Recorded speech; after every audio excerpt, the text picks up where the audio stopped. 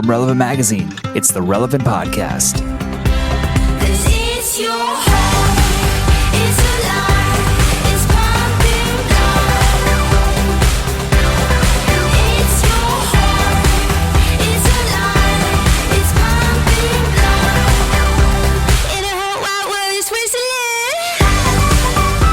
It's the week of Friday, October 25th, 2013, and this is the Relevant Podcast. I'm your interim podcast host, Chad Michael Snavely, and this week's podcast is brought to you by Audible.com. Audible.com is the leading provider of premium digital spoken audio information and entertainment on the internet. It's a service that allows users to choose the audio versions of their favorite books. They've got a library of over 100,000 titles. You can purchase individual books, or for real savings, sign up for an Audible listener program that gives book credits each month for a low monthly fee. Customers download their choices and can access them on their PC, burn them onto CDs, or upload them to iPods or other MP3 devices. Perhaps you have a Zune. I'm sure it works there as well. It's quick, easy, fun, and affordable entertainment for people of all ages. Perhaps after listening to the Relevant Podcast every week, you find yourself with some extra time on your hand and you'd like to read a book, but you're driving and you can't read. Well, Audible.com. Some recent podcast guests whose books you can find on Audible.com. Jeremy Courtney, the guy we talked to last week from Preemptive Love. Yes. His book, Preemptive Love, Pursuing Peace One Heart at a Time. Peter Hitchens, his book, The Rage Against God, How Atheism Led Me to Faith. That's on Audible.com, as well as a great new book from the 99U book series. It's called Maximize Your Potential, Grow Your Expertise, Take Bold Risks, and Build an Incredible Career. Sounds exhausting. Yeah, it does sound exhausting. Well, you don't have to put in much work. You just have to sit back and listen to it. Yeah, you don't have to. It's not a book you want to read. It's a book you want to listen to. Kick back, mix up a Mai Tai, and just let it all happen, buddy. Also, the Encyclopedia Britannica available. I'm sure that's there as well. I just got through G. Garfield. Oh, nice little paragraph. Oh, you get a free audiobook and a 30-day trial today by signing up at audiblepodcast.com/relevant. Again, audiblepodcast.com/relevant. Get a free audiobook and a 30-day trial today when you sign up. Thanks to audible.com for sponsoring today's show. I'd like to get the longest audiobook just to get the best value for that one free book. What do you think the longest audiobook? I mean, well, it would be the Bible. Well, no, the Bible is like pretty long, but is it? What about what are the famous huge novels like War and Peace? Well, yeah, like War and Peace, but the Bible's longer than that. Yeah, I suppose it is. But who do you think reads the? I mean, who would read the Bible? I think they actually have some pretty cool versions on audio on Audible.com. Johnny Cash did a version. No way. Yeah, that'd be great. I'd really like to hear James Earl Jones read. Yeah. I think he does. I think he's actually part of one. I'd like to hear him read Leviticus. I think that could be quite interesting. I love this thought. And I'd also like to hear David Sedaris read, I don't know. Gosh, I'd like to hear Ira Glass. Oh, that'd be great. Ira Glass. Does he do audiobooks? I don't think he's ever done an audiobook. I would like to hear Eddie Kaufholz I'd like to hear do the Book of Revelation. I have a really, really good audiobook voice. You should contact Audible. I'm kind of a little lispy with my S's, and it's kind of high, but it's also I still low. like the idea of Ira Glass. I do too. Yeah. This week, Act 1. John 1. In the town of Bethlehem. Yeah. John 3. Not long ago. This American Life. I'm Ira Glass, brought to you by WBEZ Chicago. There was a boy born. Brought to you by the Bible. Scion. It's the Bible. Oh, man. Scion, what drives you? By a young mother and her shepherd. From WBEZ, we thank you for listening. I mean, what?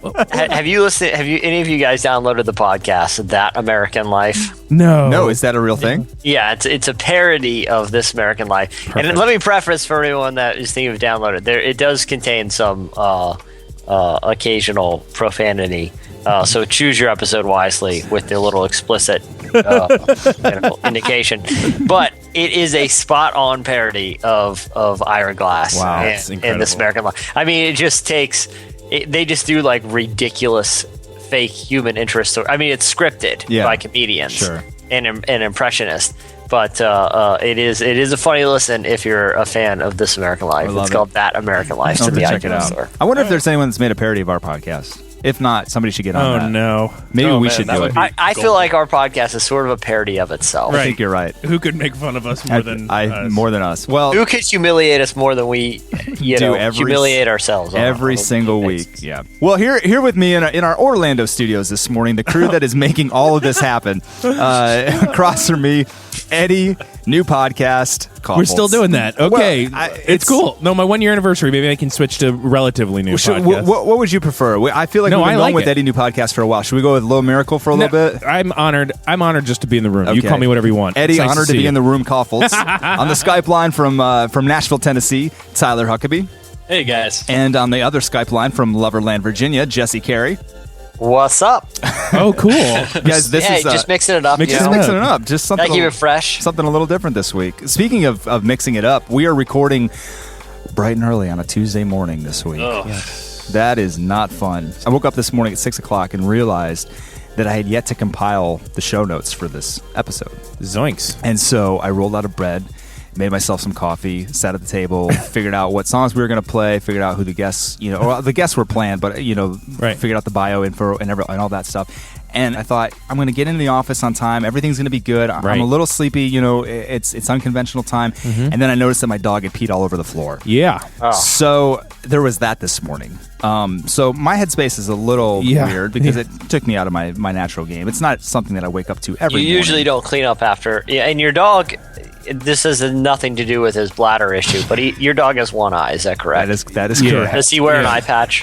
He will for Halloween. Yeah, it's Lisa Left Eye Lopez. Right. Is your dog's name.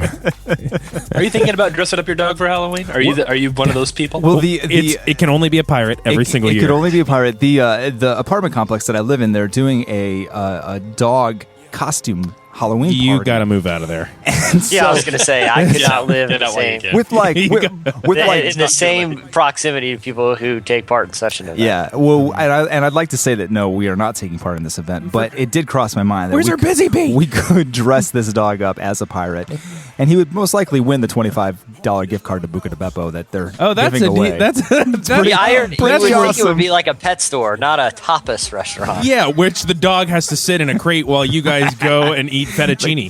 Wait, I'm sorry. Buca di Beppo isn't tapas; it's family style. But it kind of is. It's kind of like family. It's a different animal. Have we discussed family style restaurants? God, I would love to. Wait.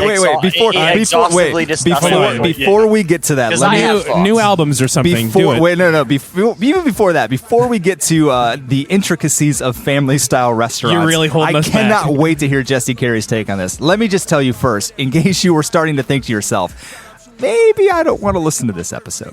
Maybe you were starting to think these guys are up early.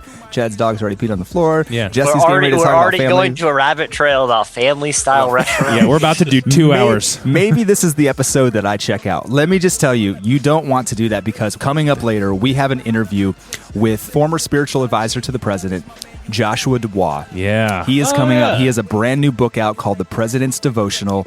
He is an absolutely incredible guy. Eddie had a conversation with him.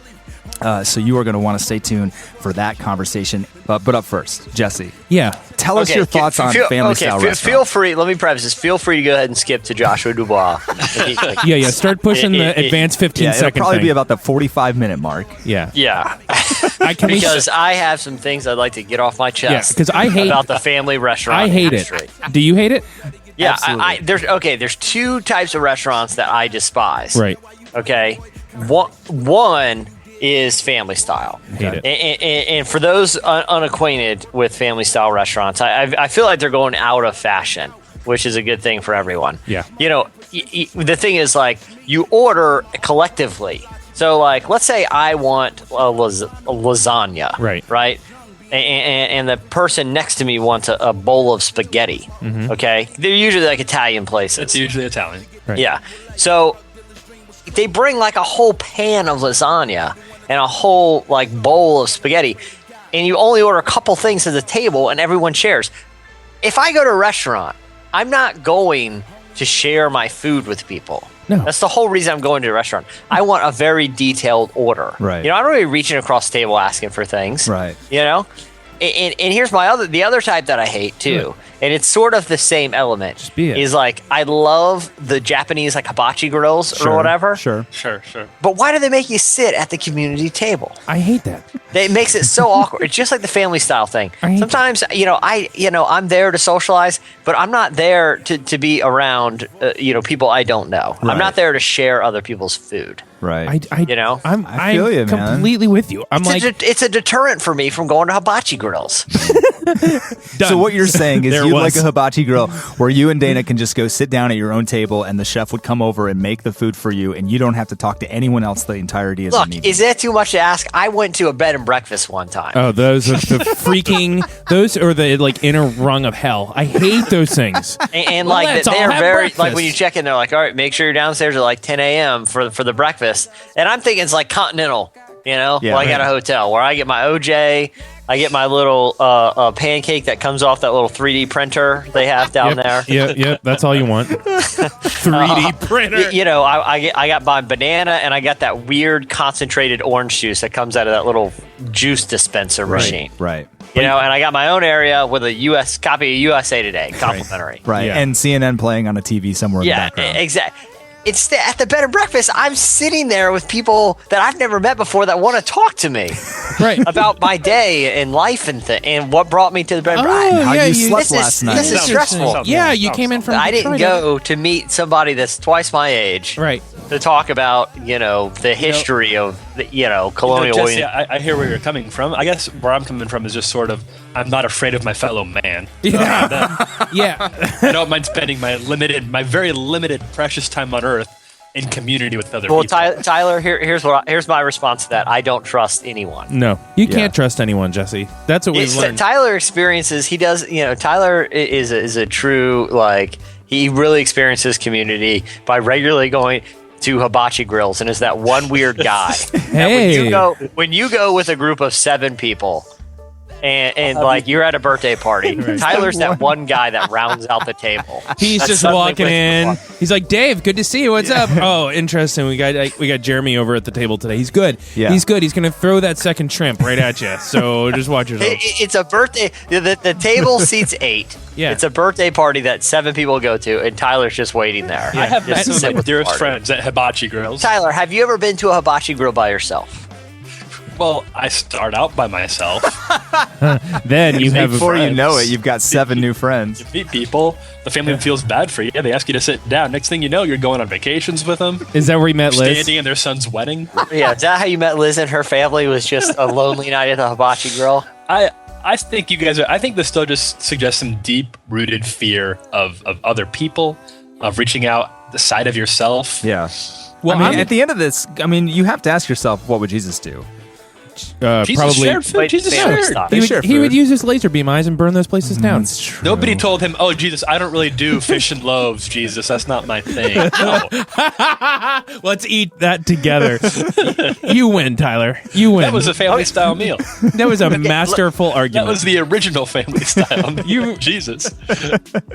Well, now that we have all that, now that we have Jesse's dirty laundry aired, let me tell you guys about some music coming out. So when you find yourself, looking for conversation starters with that family that you don't know at the hibachi restaurant, you can say, "Hey, did you know that on Tuesday, October 29th, the new Arcade Fire album called Reflector is coming out?" Wow, can somebody mark that as transition of the year? That's Did up you for like that? That's up for some sort of award. That That's was up great. for a Dove Award. Speaking of which, when they were on TV last night, and Yeah. I TiVoed them. I heard Bill Gaither won the Lifetime Achievement Award for the 10th consecutive year.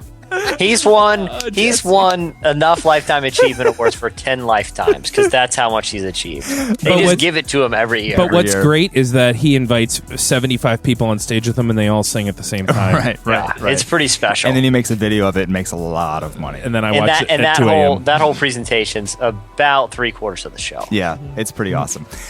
We also have Unknown Mortal Orchestra coming out with the Blue Record EP. Widows Speak is coming out with the Swamp EP. Los Campesinos is coming out with No Blues. Oh, cool. And the Robert Glasper Experiment is coming out with Black Radio 2. Movie releases Friday, November 1st. Man, we're into November already. Crazy. Ender's Game with Harrison Ford. Freebirds with Owen Wilson, Woody Harrelson, and Amy Poehler is coming out. Okay. And Last Vegas with Michael Douglas, Robert De Niro, and Morgan Freeman. Cool. That looks awesome. Awesome movie, baby boomers.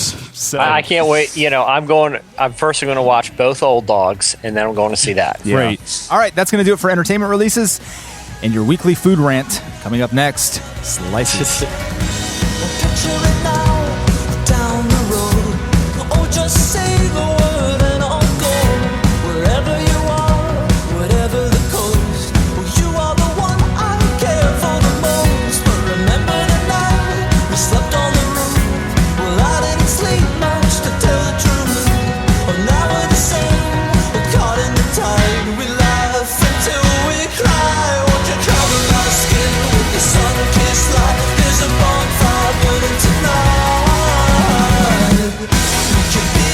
You're listening to Magic Man. The song is Texas. It's from the You Are Here EP.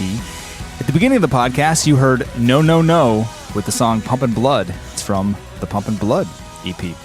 All right, it's time for Slices. Jesse, what do you got, buddy? Okay, this is a pretty cool one, and let me preface it by saying that one of my great failures as an adult so far in my life is that I've never decorated my house for a holiday other than the bare minimum, just to show that there's someone that lives at the home. I've always growing up, I always picture myself as that dude who spends 2 months before Christmas, just going nuts with an insane holiday display. And I'm yet to do that. I'm still disappointed in myself. But there is a family in Leesburg, Virginia, that has re-inspired me to maybe make this undertaking an annual tradition. They have done a animated light display for Halloween, like Christmas light type display, synchronized to the song "The Fox." No, what does the fox say? Yes, the viral video hit. That's amazing. What does the fox say? So you can go to relevantmagazine.com. We posted in Slices last week. You can watch the video, which we embedded there. The display is awesome. It's perfectly coordinated. And if you drive up to the house, you tune in your FM. They have one of those FM transmitters that takes over a radio station. And from 7 to 9 each night, you can pull up to the house, put on your FM station, and watch the synchronized display, which just goes on a loop for 2 hours each evening. And the other cool thing is they're raising $10 donations. They're asking for $10 donations. If you go, that are going to be given to Johns Hopkins Children's Hospital. So you don't have to give, but that's part of the deal. That's cool. Even though you don't need an excuse to do a display to make your house coordinated to what does the fox say in Christmas lights during Halloween. You don't need an excuse, but if you're going to, it's pretty cool that you're raising money for a children's hospital. That's amazing. That is really funny. Have you guys ever decorated your homes for any holidays? Oh, all the time. Christmas. Yeah, Christmas. My birthday. I put birthday cakes. I put the big Batman symbol. Yeah, banners all over. Columbus Day. I'll do a little. I'll put some miniature Nina Pinta and Santa Marias around. I paint my whole house red for Valentine's Day every year. It's incredibly expensive. I keep it like that for 2 weeks, and then I change it back. It's quite the project. So here's the thing though. I like Halloween, but our next door neighbors, my wife calls it the tableau because they have got their entire front yard has been transformed into what can only be considered a house of death and horror. I mean, it's just people coming out of the ground and caskets, whole thing. I mean, it's really. And see, at that point, they're not really decorations. No, it's just some sort of escapism. I have a neighbor who but at least those are store bought Those are store bought things, right? Accessories, right? I have a neighbor who has done that with all this homemade stuff, and they're not very artistic. Ugh. And it just looks terrible. It looks like a dilapidated house. There's no theme but abandoned home. Here's the thing I've never understood, and I grew up in a household that we decorated pretty extensively for Christmas. I wouldn't say my dad was quite Chevy Chase from Christmas Vacation, but he was close. So that's always kind of running the family. I've never understood the people who decorate with lights in their front yard that project an image on the side of their house. You know what I'm talking about? Yeah. Have you seen this before? I love it. Like the slideshow sort of thing. Yeah. Not me. I say give me a 25-foot inflatable Snoopy. Right. In a convertible. Yeah, if we're gonna do that class. Isn't even a holiday. I don't care. Right. You don't care. The bigger, the better. Go big, go home. I don't want matching lights anywhere in the house. I want a string of blinking white ones. I want those big colorful ones. I don't care. See, I hate all that. All gaudy. Just make it as gaudy as possible. Just filthy. Like a silver Christmas tree right in the middle of the yard. Like an inflatable carousel of Garfield characters. I don't care. I do not like the trend though of doing the full house decoration for Halloween because it used to be throw a pumpkin out front, and now it's kind of I feel like at some point I'm gonna have to get up there on the ladder and start stringing lights for this thing, and I just I don't want to do that. It's like as soon as September hits, we as a culture just get so into holiday season. Right. I mean, I was at the mall the other day, and I mean, Crate and Barrel has a full-on Christmas display. Oh, it's happening. Sure. Like ready to go, like starting Yeah. to buy bulbs now, and we're a month away from Thanksgiving. Yeah, I was driving by Lowe's, and they have huge lit Christmas trees everywhere. Yeah. Like, they want you to know it's Christmas time. Yeah, it's crazy. Too But, early. I mean, as long as I guess what does the fox say is playing in the background. Yeah, no, exactly. You can do anything. What those That people have done justifies is it. heroic. That is brilliant. Yeah, they're good people. And it goes to Johnny Hopkins, so that's good. That's good. All right, Eddie, what do you got, man?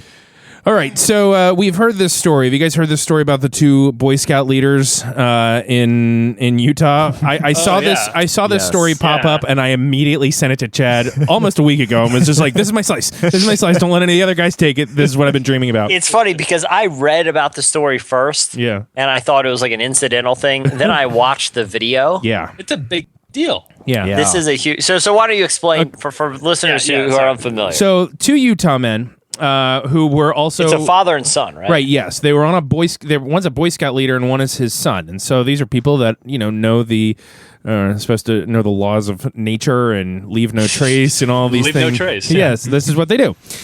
The laws of nature.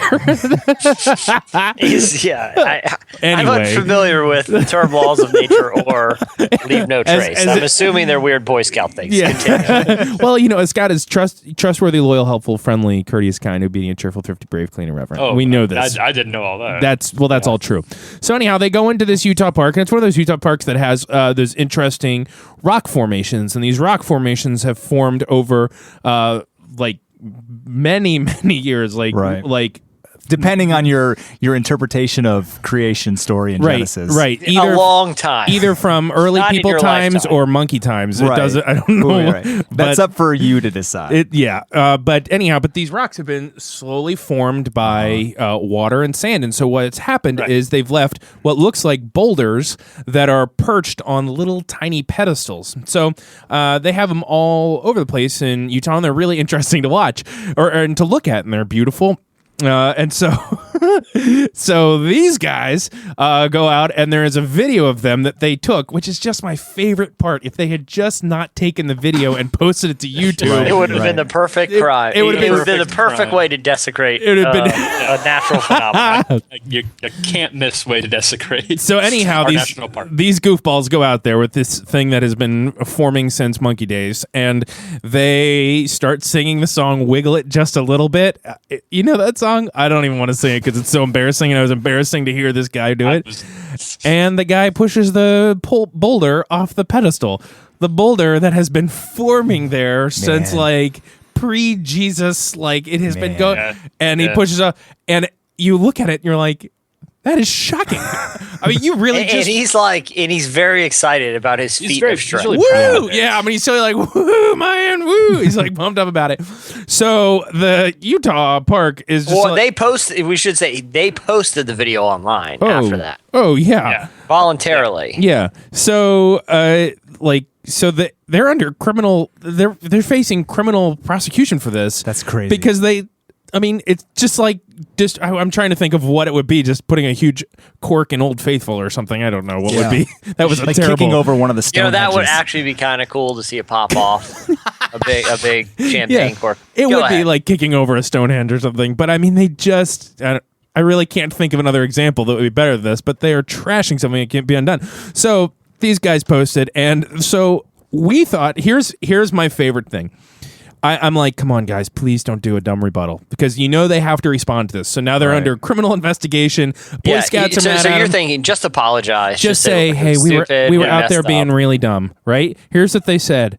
We thought we were doing a good deed, one of the guys said. And because he was saying that he was afraid that like a little kid would be walking by and this would be the time that this rock fell over. Now, a guy that's been working at the park for 20 years said, yeah, I've been here 20 years. I've never seen one of those things fall over. Like, I think he has a limited scope of time. Yeah. This thing has been forming I've been here for 20 years, and I'm pretty sure those have been here for about 100,000. So, anyhow. Depending on your view of history. Right.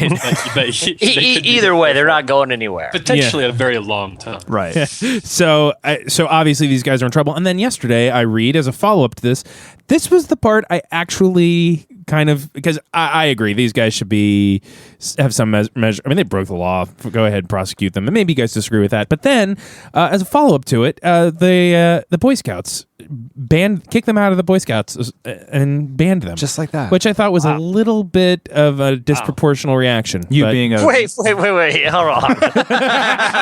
I thought maybe we just You're get through okay it. with criminal prosecution, but in your mind, an even worse punishment is being kicked out of the Boy Scouts. Like, I understand they should be locked up in prison for I this. understand doing But 15 kicked out of the Boy Scouts. 15 years in Sing Sing. Pump the brakes here.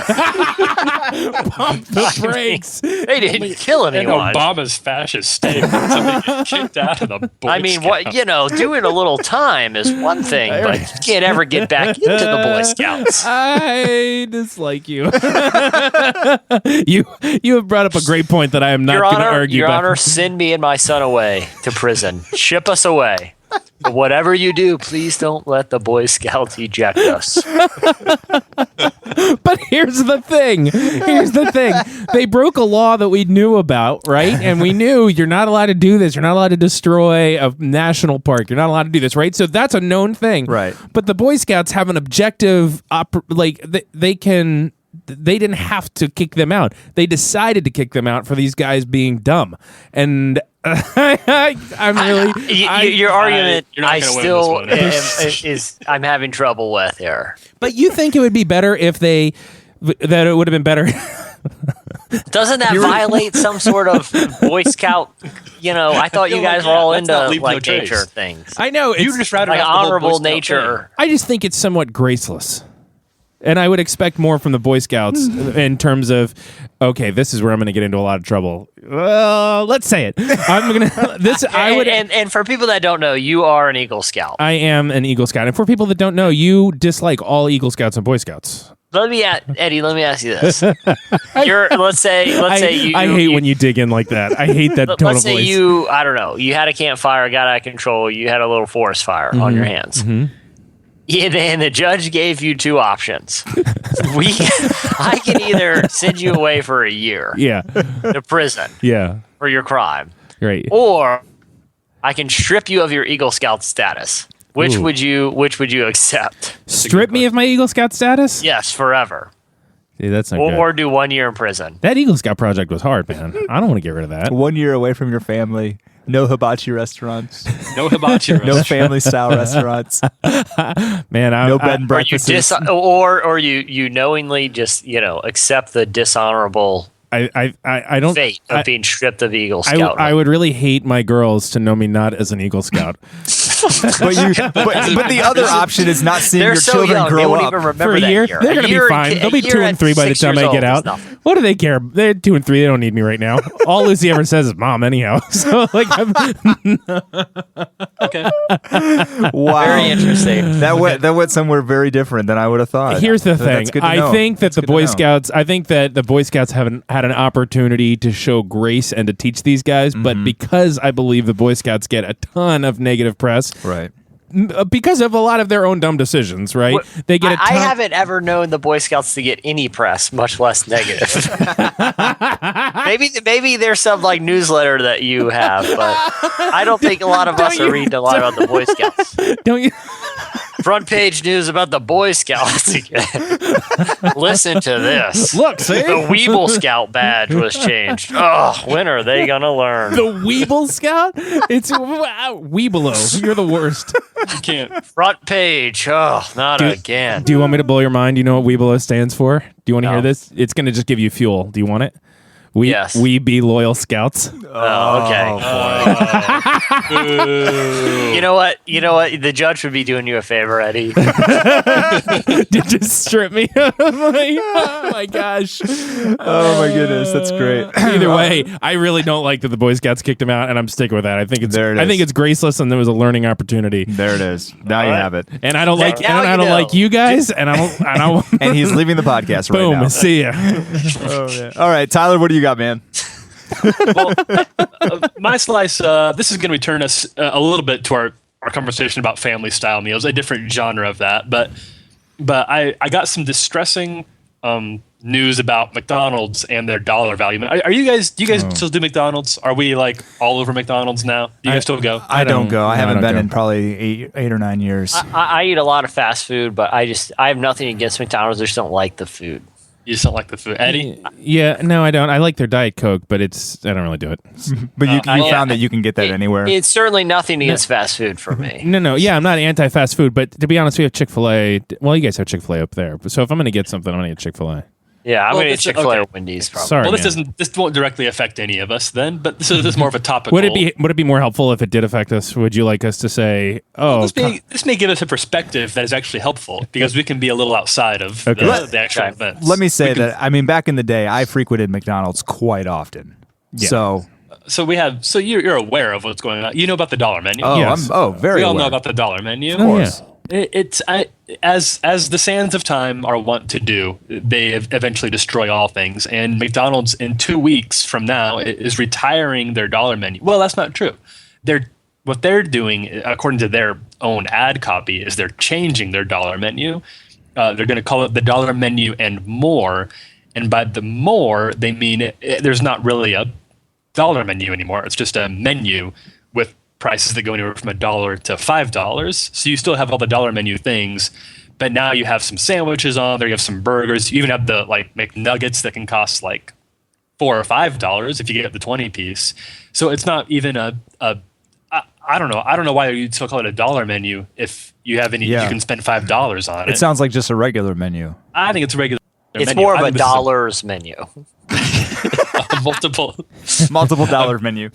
various increments of dollars menu. I used to. There's a time where I used to go to Arby's like all the time, Arby's.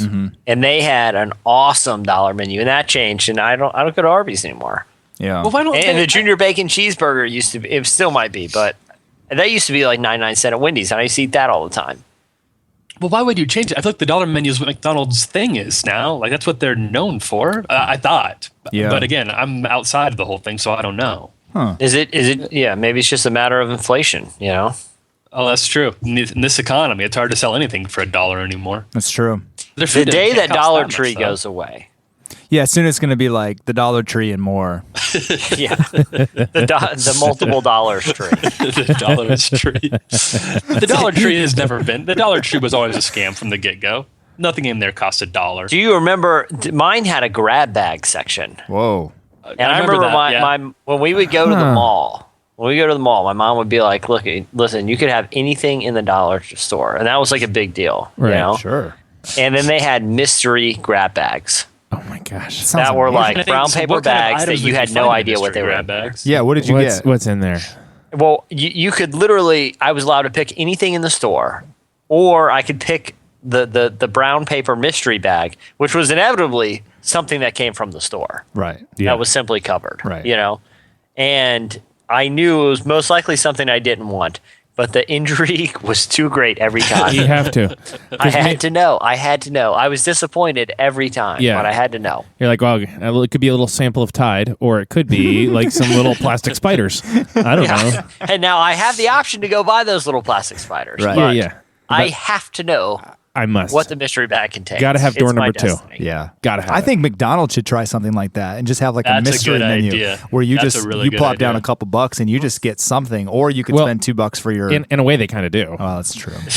You're like, yeah, I'll order a hamburger, whatever that is. Yeah, whatever's in that meat, I'll pay take $1 it. for Da, it. da, da, da, da. But if you're going to McDonald's, then you're clearly willing to eat just about anything. So Clearly. the surprise would be like open to you, right? That is true. I've said it before. I'm a vegetarian, sometimes vegan, but I could eat those chicken nuggets because I'm pretty sure there's no meat in there. Right? No problem. That's all. That's just that pink slime that comes out of like a caulk gun. Yeah. Let's yeah. not talk about the pink slime. Yeah, that let's- picture has haunted my we're dreams getting off for a the long rails, time. yeah. Yeah, I don't know where to go with this McDonald's story, because part of me, it just makes me sad that it's just like, here's more cheap food options, you Yeah. know, but I don't want to get into the whole like, fattest country, blah blah blah, Yeah. that kind of stuff. That's but, fair. Well, I don't know. Yeah, I'm not here to make fun of McDonald's. But I just kind of wish they would keep the dollar at $1. Right, I think that's the. Yeah. It seems kind of silly It just to me. seems kind of that weird. The dollar menu should be things that are $1, but when they start to sneak $1, 40 into that thing, or it's basically they should just call it our cheapest food. Right. Here's our cheapest food. Right. You don't have to just order a thing at a time. Short on cash today? Order from our cheapest food menu. Right. Yeah, it's good for people. There's nothing wrong with that. There's nothing wrong with that. It's on Amazon. I want to sort by price sometimes. Right. And so Lowest to highest. sort this by price for me. Right. I want that 79-cent Big Mac. I love Chad's idea of the grab bag, McDonald's grab bag. I feel like there's something there. Oh right. My God. I think so too. Here's a half a McMuffin and, and a candy cane. Yeah. You get something with a bite out of it. And two McNuggets. You said whatever's in the bag. So. Yeah, a Frosty and... Phil back there got hungry. Sorry, we don't have any sweet and sour sauce for you to dip those McNuggets in, but we have a little bit of a chocolate milkshake left. Here you go. And it's $1. Would people do it? I would go one time. I think people would do it. Again, the intrigue would be too great. It has to do it every time. I think we've read enough slices at this point that we know the answer is that people will do anything. People will do anything. People are crazy, including us. Everybody's crazy. That's true. So that's my thought of the day. well, on that uplifting note, you better wrap up. That's going to do it for Slices. Stay tuned. Coming up next, we have our interview with Joshua DuBois.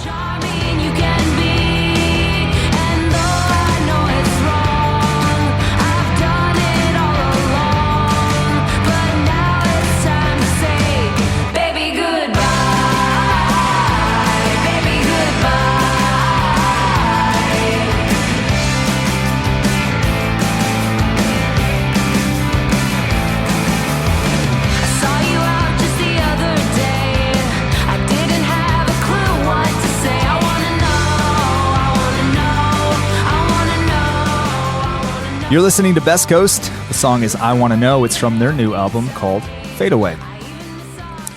Well, President Obama's pastor-in-chief, according to Time magazine, and longtime spiritual advisor Joshua DuBois led the White House faith-based initiative during Obama's first term and served with the president for years before that. He is one of our country's top leaders, speakers, and writers on how to live out faith and values and strengthen our communities in an increasingly busy world. Joshua writes a regular religion column for the Daily Beast and has authored several cover stories for Newsweek magazine, including The Secret Faith of Washington and the landmark piece, The Fight for Black Men. His new book is called The President's Devotional. It just released this past week.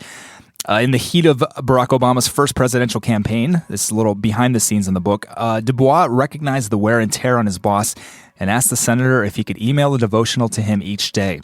When Obama responded positively, DuBois prepared a short email for the future president to read first thing every morning, short snippets of scripture, inspirational stories, quotes, and prayers to provide counsel, encouragement, and inspiration, which the president himself has stated meant the world to him. By spending time each day with the president's devotional, we are reminded what is most important in life, what our true mission is in the world, and how to start each morning with grace and joy. Our very own Eddie Koffeltz recently sat down with him. Here is our interview with Joshua DuBois.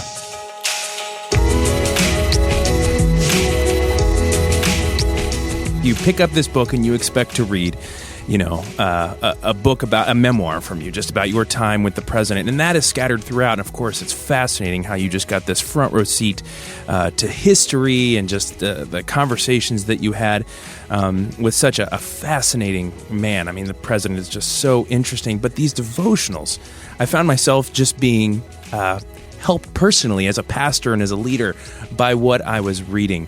As you were going through and picking these out, how were you deciding and framing what would be helpful for the general public from what you had created for the president?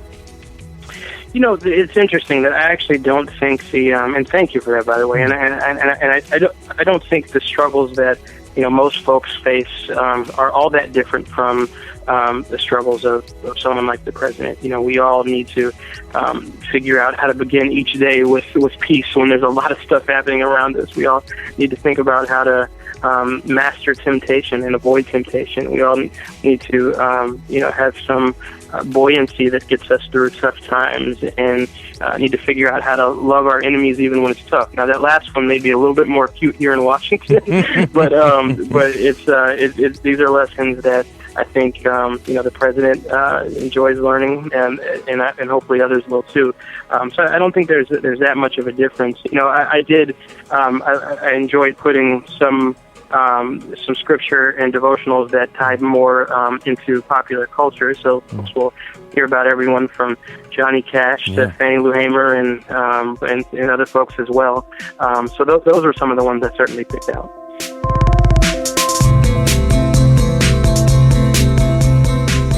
What was your pastoral relationship with the president? Because I love the story of how you formed a relationship with him. I mean, you were sitting in a restaurant, right? You saw him on television. Tell me that story. I want everyone to hear that. Yeah, I was wrapping up graduate school and had also been an associate pastor at a small church. And my graduate degree wasn't I wasn't in seminary; it was in public policy. And so I was trying to figure out which direction to go in, whether to pursue my political and policy interests or to pursue ministry. And I was kind of struggling with this, and was in Washington D.C. and at a restaurant eating a hamburger. And I looked up.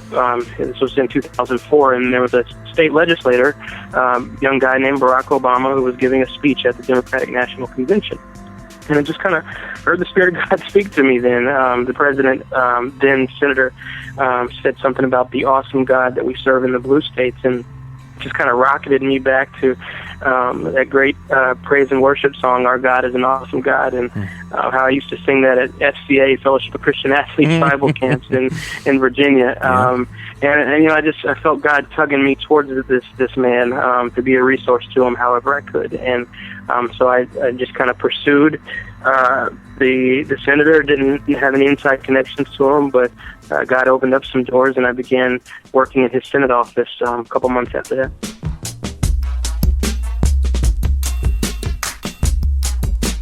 You go from sending him devotionals on his now famous BlackBerry to really being at his right-hand man. I mean, being around all the time in some very critical moments, as you write about in the book. How did that relationship progress into a pastoral relationship?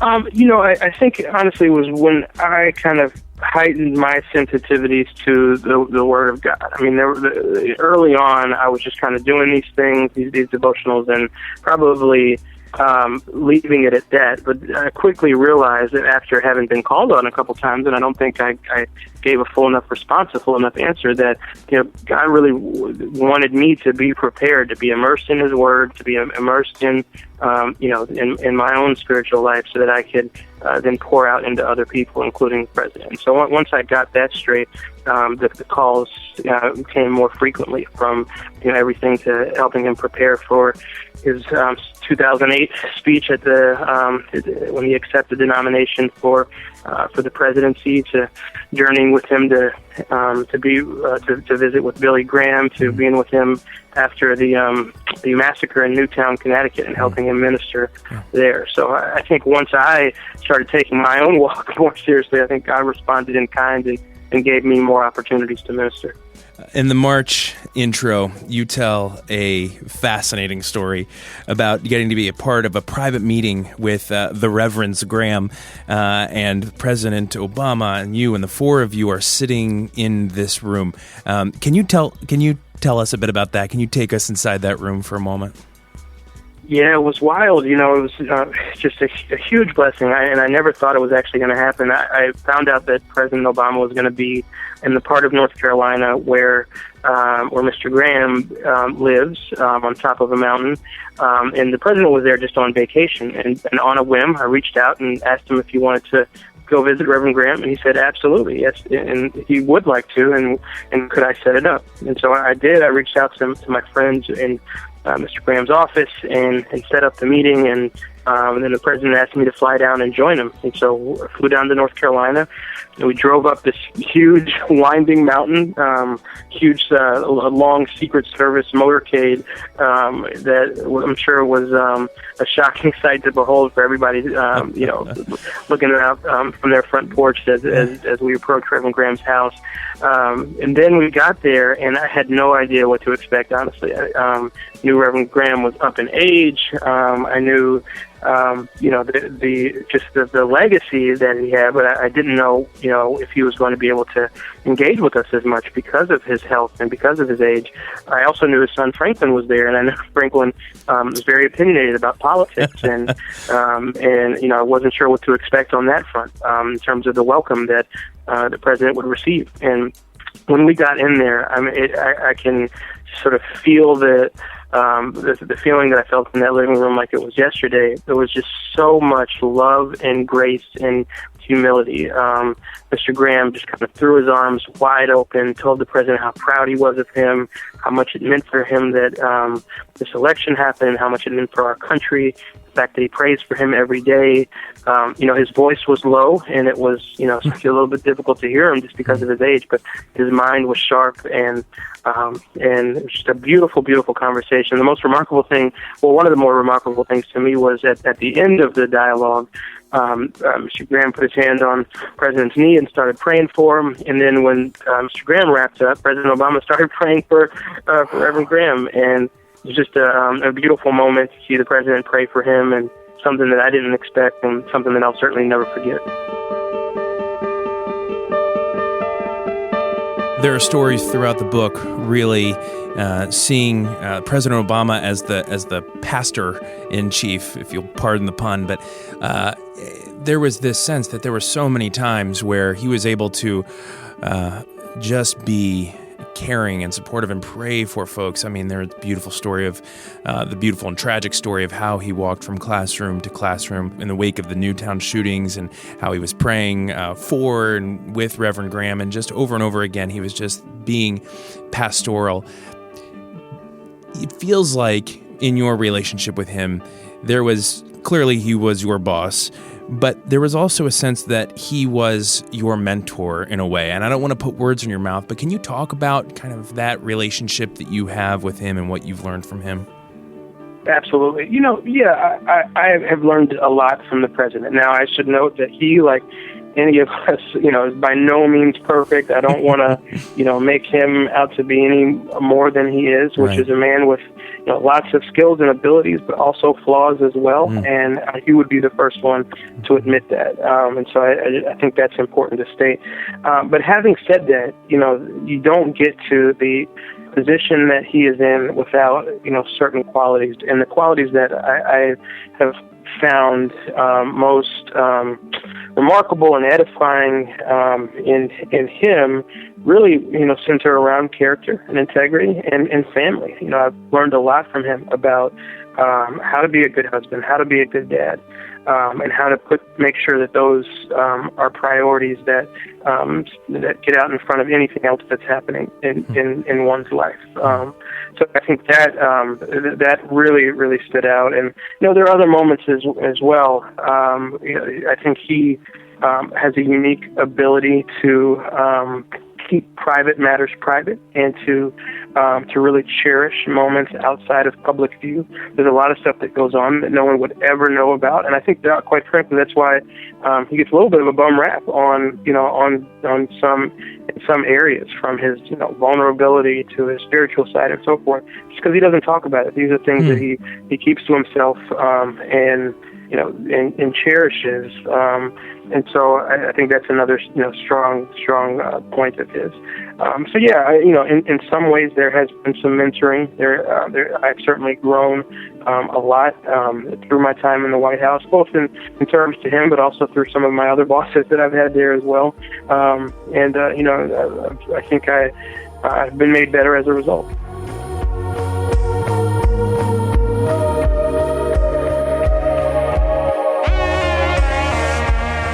So in February 2013, you stepped down. Can you walk us through that process? Because to everyone listening to this is the world's coolest job. Tell me about the process of walking away from what may be the world's coolest job. I smile even to think about it, because it was just so amazing.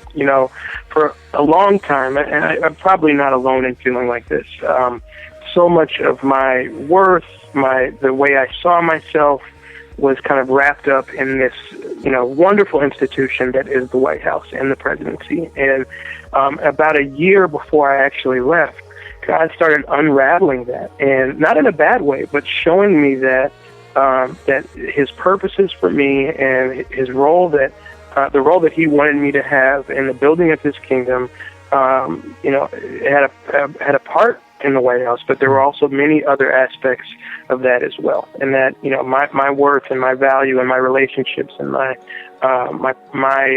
dreams shouldn't be centered around just this one place. And so, it was really kind of a walk through Scripture that affirmed those promises to me, beginning in early 2012, actually late 2011 and early 2012. And then, after we were reelected and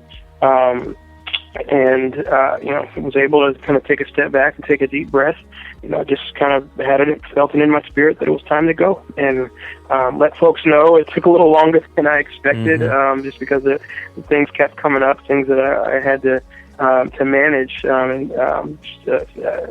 issues in the White House. But eventually, by the time February rolled around, God gave me that release, and I think that was a beautiful moment as well. Do you continue to stay in contact with the president? Absolutely, yeah. Still send him devotional every morning, and I've seen him a number of times, and stay in good contact with my colleagues at the White House too.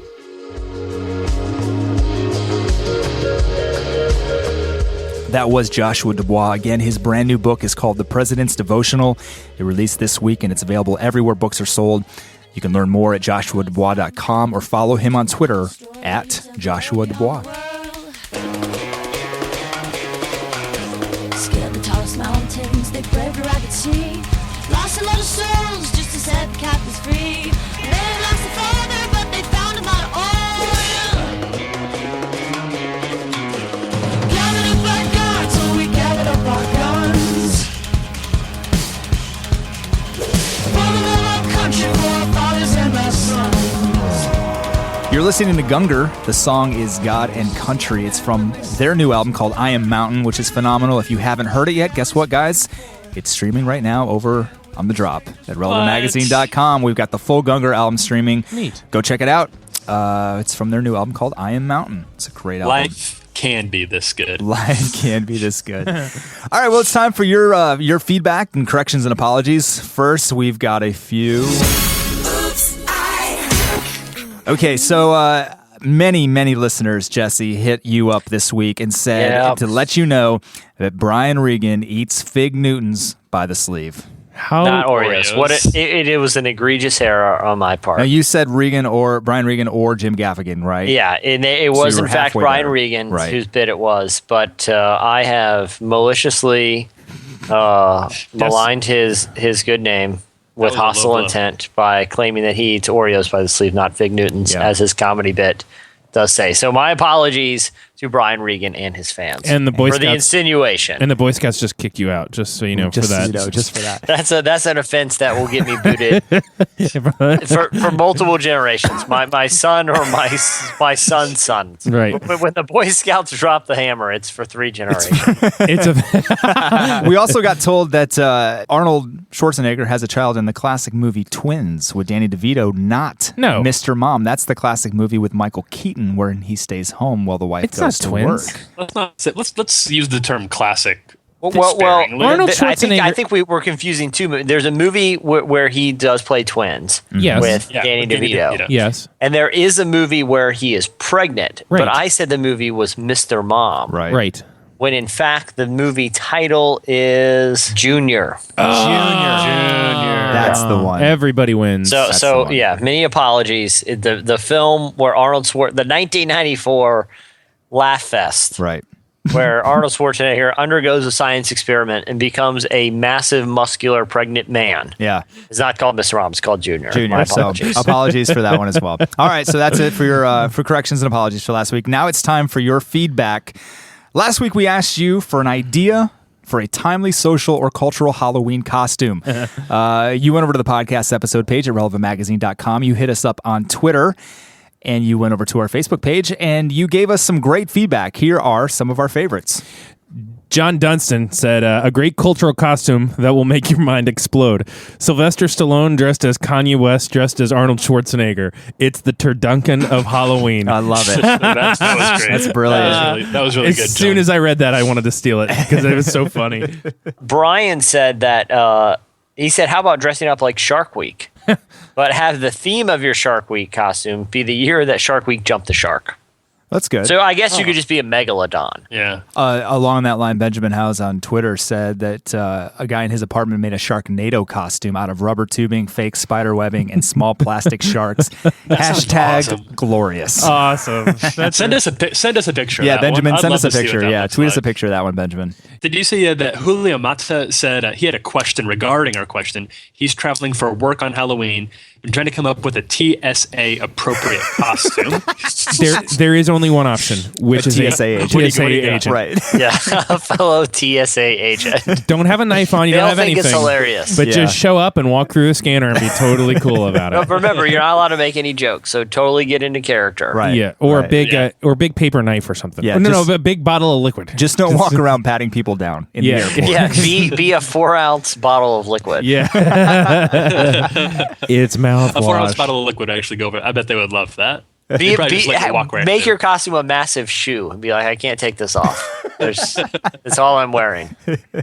I did like William LaRue's going as Grumpy Cat. I thought that's good. Sure. If I could pull that off, wouldn't that be just the hit of a party? Yeah. that I'm not invited to. I like Jason McDaniel said him and his wife are dressing up as the Spartan cheerleaders. That's both timely and socially relevant, right? He I think includes- it's great. I picture them having gone in that costume for like 12 consecutive years. Right, it's all dirty and it's got like candy corn melted on the front of it. And Yeah, junk. ever since like the skit first came out, Right, and the first year it was unreal. Yeah, everyone loved it. Second year, still kind of funny. Third, okay. Year 6, those Best of Will Ferrell DVDs came out. Funny again. Now it's pretty played out. Well, there was some great feedback this week. Thank you. We will easily be able to plan our costume out now for all the harvest parties that we attend with Eddie. I'm sure because I'm sure he's been invited to hundreds of them. Oh at this man, point, so, I am going. it's gonna be such a pretty big much year off for the wall. me. You're leaving the podcast recording this morning and going right to one, right? Yeah, I'm gonna gonna start now. Yeah, it's gonna be a really crazy time for Awesome. me. Can't wait. Thanks for your feedback. Now it's time for this week's. Editorial question of the week. Hey. Well, earlier in the podcast, we were talking about our love for all things restaurants. You might remember it was about 4.5 hours ago we were talking about that. And we talked about, sitting with the family at the hibachi restaurant and just some possibly awkward restaurant situations that, people have found themselves in over time. So this week, we want to phrase our question like this. We want to know from you, our wonderful listening audience who no doubt frequents restaurants. Perhaps some of you are servers in restaurants or maybe you have been. Whatever it is, tell us the most awkward restaurant story. The most awkward thing you've ever seen in a restaurant, the most awkward thing that's ever happened to you at a restaurant, the most awkward thing about a restaurant that you have ever experienced or encountered in your life. I cannot wait to read some because I know that our listeners are going to have some great stories on this. May one. I please Do just tell? any of you guys have any? Yeah. I'd like to. I've got to tell one. mine just right now. to kind of give you an idea. So there's how they do the birthday thing, and they always come out and do the happy birthday. Sure. Oh, Right. happy birthday. So my number one favorite thing is to tell them it's someone else's birthday at the table where it's not, so that at some point your meal gets interrupted by somebody Oh, coming that's out great. and singing to your friend. So Sure. 100%, it's a hilarious thing. So we're out with a group of people. We were all summer interns, and we were at this Mexican restaurant. And we assumed they'd come out and sing the song to one of the other interns. So apparently we're at a Mexican restaurant where they take the birthday tradition fairly seriously. So they come out, right? And it's like, it's your birthday, Rachel. And she's like, oh gosh, she's embarrassed, but she's playing along because she Right. gets, and because we're all laughing and Sure. she gets it immediately. But we think they're just going to sing the song. So they put a hat on her, Okay. a little sombrero, and they're like, haha, right? And they're singing happy birthday, right? Doing the whole song. And then a guy sneaks behind her and just puts a huge pie in her face. And then there's a guy across on the other side of the table that takes a picture of that moment. Oh my and gosh.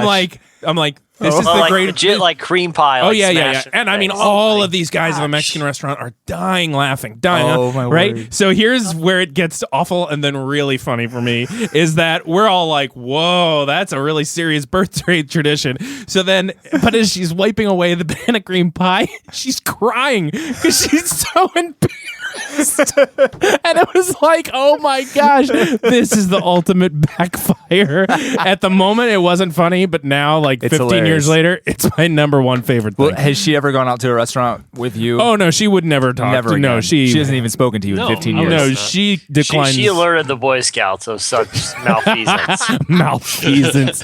But I thought that was great. That's it was amazing. It was the perfect storm. Wow. So That's brilliant. don't ever go out to lunch with me because Yeah. I'm going to tell them it's your birthday. Just the two of us. Down. I love that they put like a cream pie in her face, like she just hit a walk-off home run or something. Yeah, a cream pie in her face, and then there's a guy on the other side of the table ready to take the picture. Wow. Like this is an orchestrated thing, and they were laughing. I mean, they have to do this 5 times a night, Yeah. But they were loving it. Which seems like I think you'd be risking a lot of tears with something like that. right, like she didn't think I might cry. She didn't think it was funny. I'm crying thinking about it right now.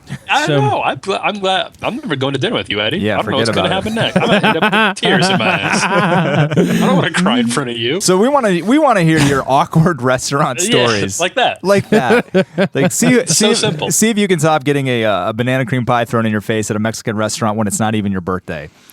Go over to that sweet girl is going to comment. she is. I Does still she listen? I don't know. Yeah, probably. not We'll because you're alert on her. it. She doesn't like Yeah, anything she that's doesn't. associated with Eddie. She doesn't want to not anymore. She'll be notified by the Boy Scouts that it's come up again. Don't worry, man. We have a scout going rogue here, ma'am. He's talking about the situation. You can't escape justice, Eddie. We've given him an ultimatum, and he's chosen prison. He's So. chosen, then denounce his status from Troop 321. Oh my goodness. So go over to the podcast episode page at relevantmagazine.com. Hit us up on Twitter at Relevant Podcast, or you can go over to our Facebook page and let us know your most awkward restaurant story. We are excited to read our favorites on next week's podcast. Well, guys, many thanks to Joshua DuBois for talking to us this week again. Such a great guy. His brand new book is called The President's Devotional. It released this past week, and it's available now wherever books are sold. You can check him out at joshuadubois.com or follow him on Twitter at Joshua DuBois. And again, that whole interview with him is going to be available on the podcast episode page at relevantmagazine.com. Well, guys, it's been fun. That's going to do it for this week's show. I'm Chad Michael Snavely. I am still a Boy Scout. I'm Tyler Huckabee. I'm Jesse Carey. We'll see you guys next week. Before we ever fell apart, I was there, you were there, and the feeling was strong, safe, heart and soul. Tell about where you've been or even who you know. So let me in, just let it go, and the feeling was strong. Thanks for listening to the Relevant Podcast. Go follow us on Twitter at Relevant Podcast. And for more great content, check out relevantmagazine.com. Got a shoulder to cry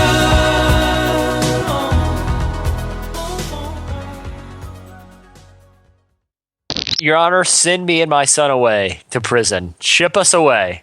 But whatever you do, please don't let the Boy Scouts eject us.